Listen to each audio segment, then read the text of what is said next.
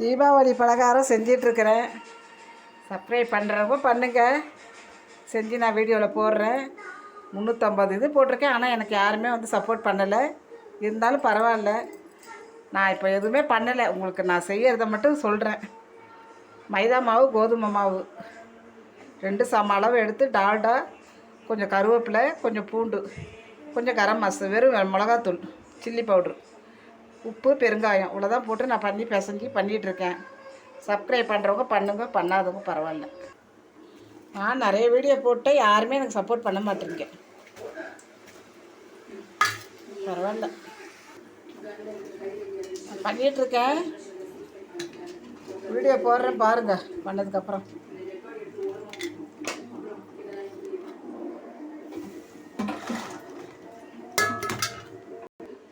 நானும் வீடியோ போட்டுட்ருக்கேன், யாரும் எனக்கு வந்து சப்போர்ட் பண்ணவே மாட்டேங்க.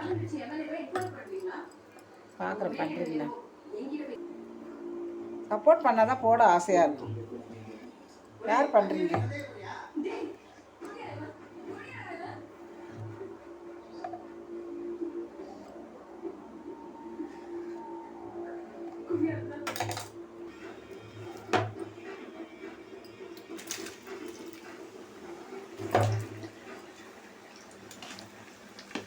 கோதுமை மாவு 1 கப்பு, மைதா மாவு 1 கப்பு, கொஞ்சம் பெருங்காயம், கருவேப்பிலை, கொஞ்சோண்டு சில்லி பவுடரு, தேவையான உப்பு, கொஞ்சம் டால்டா, அவ்வளோதாங்க.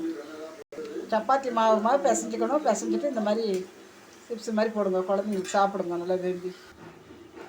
இந்த மாதிரி செய்யுங்க, குழந்தைங்க வச்சு சாப்பிட்லாம். 1 மாதத்துக்கு வரும். சும்மா கொஞ்சம் கொஞ்சம் மாவு எடுத்திங்கனாவே போதும். பாருங்கள்,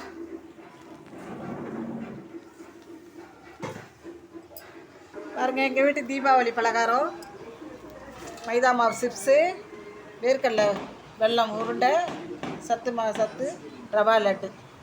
பாருங்கள், சப்ஸ்கிரைப் பண்ணுறவங்க பண்ணுங்கள்.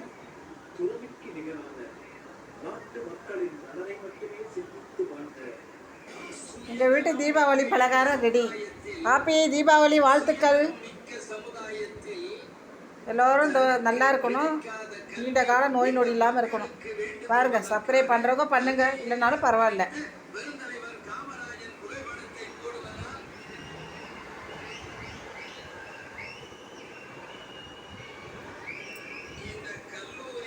ரொம்ப ஈஸியான மெத்தட் தான்.